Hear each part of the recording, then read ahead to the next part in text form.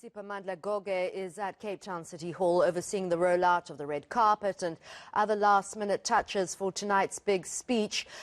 Sipa, I know that you've got two guests, but I did just want to ask you for our Cape Town viewers how locked down the precinct is. This morning when I drove in, I think I must have seen about 600 police surrounding that whole sort of downtown CBD area near the Grand Parade.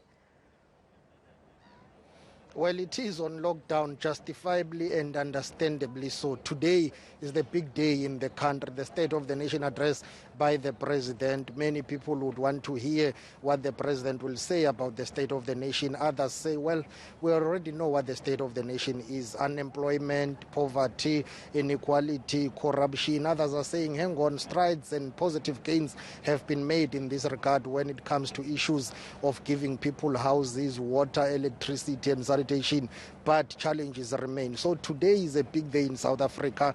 The future of many South Africans depend on the State of the Nation address. Not only that, but how those commitments and those policy pronouncements are being implemented and acted upon. Because at the end of the day, the State of the Nation address remains an address up until various portfolios and ministers implement that, translate that into action to improve the lives of South Africans. But it starts with the head of state outlining the plans for the year ahead, and we expect that President Cyril Ramaphosa will do that today. But let me tell you that the whole precinct here at the City Hall in Cape Town is on lockdown. Police, members of the army are here, and security forces are here. I'm going to ask the Deputy Speaker, Lechisa Tsenodi, to join us now so that we'll talk about all of those things that we are talking about. Deputy Speaker, thank you very much for your time. Let's talk about the State of the Nation address. It's a very significant day for us in South Africa today.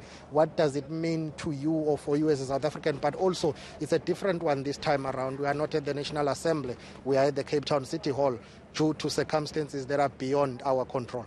Yeah.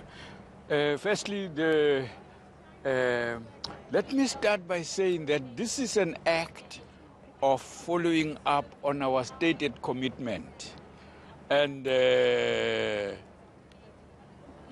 come back to the nation on a regular basis annually, for the President to explain what he has heard of the people as he and the cabinet goes around implementing the decisions which the people recommended. So this annual accountability State of the Nation address is an important and significant for that reason.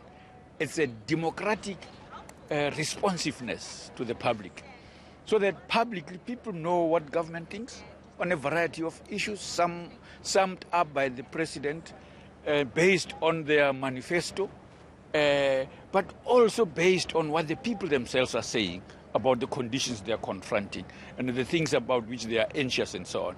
And subsequent debate of that State of the Nation address also confirms our democratic credentials as a country. Baba, that's the story. That's the story indeed, the State of the Nation address and the debate, and that's where your headache comes in. That's where you call so many points of orders, and that's when you call so many members of parliament to order. Are you expecting proceedings to be smooth today? There is only one agenda item, yes, the President to deliver the State of the Nation address, but we know in the previous years there has been chaos. Yeah. Yes, we have to be continually optimistic, but we are not naive. We do understand that sometimes, even when you expect the best of things, a sunny day and so on, and then rain comes and clouds all over the show and so on. So we do expect that that things might go that route, but we also are optimistic that rationality might prevail to prevent disruption. It is not decent in the eyes of the public and to anybody as far as we are concerned. Yeah. Deputy Speaker, thank you very much for time. Let's release you. That's the Deputy Speaker of the National Assembly, Lechisa Tsenodi. But now I'm joined by Acting Secretary of Parliament, Baby Kiao. Thank you very much for your time. Big day today. As the Acting Secretary, what do you make of today? What can we expect in terms of logistics and otherwise? Is it all systems go? It is indeed all systems go, and I must just thank the management of Parliament that really worked hard in the 2 weeks after we realized that the National Assembly chamber had bent down. the work that came into this whole process was to ensure that we relocate our infrastructure, we invest on ICT, we ensure that there's an outdoor broadcasting structure, and we work very closely with our stakeholders, the law enforcement agency, and all other people who've assisted us so far. We also know that in terms of the budget, we've had to invest some more financials than we had anticipated before. You will see that the history of State of the Nation address, we've actually tried to regulate unnecessary expenses. But currently, we are expecting that we may add more. Today, we will be spending at least close to 2 million, just only today. But in the next 3 days, we're going to be investing more. That's during the debate and during the response of the president, because we need more resources coming in. But we're going to keep our budget as regulated as we've done before. Remember, we have 17 audits. It's interesting that you are touching on the issue of the budget because you are the accounting officer, in fact. But let's talk about this. I'm asking this for Annika. She was asking me about the red carpet. Usually at the parliament precinct, it would have been, rolled out by now. Is it going to be rolled out here? How is it going to work? It's still early, 7 o'clock is too far. But by 4 o'clock, I assume all logistics would have been completed. There will be limited rollout of the red carpet, but we're just restricting it around the VVIPs because we've got many entrances in this hall.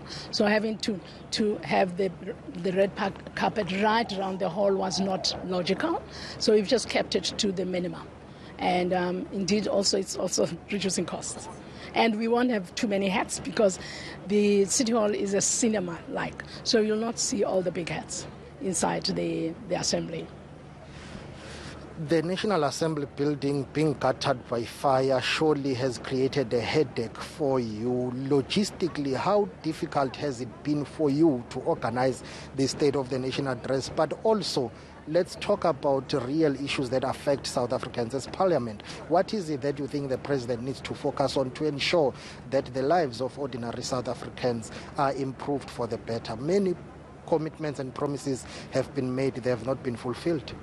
Indeed, in terms of what the President will have to look at, and that's what members of Parliament have been debating, reduction of poverty, increase of employment, improving skills in South Africa so that they compare with the economy of the country, as well as being frugal, because the fiscus of the country is shrinking. And I'm sure as the head of the state, he will look at that.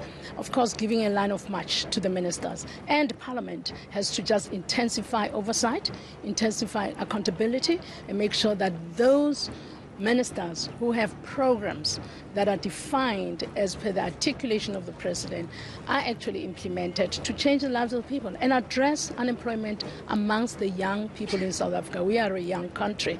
We cannot have such a big percentage of young people unemployed. It is definitely threatening the country. We've, from our side, as officials of Parliament, are supposed to make sure that we sharpen our research to support our members to answer very poignant questions. We are out of time, but I cannot afford not to touch on this issue, the issue of gender-based violence, crime in South Africa. Women and children are being killed by men, and the President will have to do something about that, to address that concretely, to say these are the plans to deal with gender-based violence. As a woman yourself, what do you think needs to be done to ensure that the scourge of gender-based violence and femicide is eradicated in South Africa? Protection of women is very important in this country. Ensuring that all women of the country feel safe in their homes, feel safe in the streets.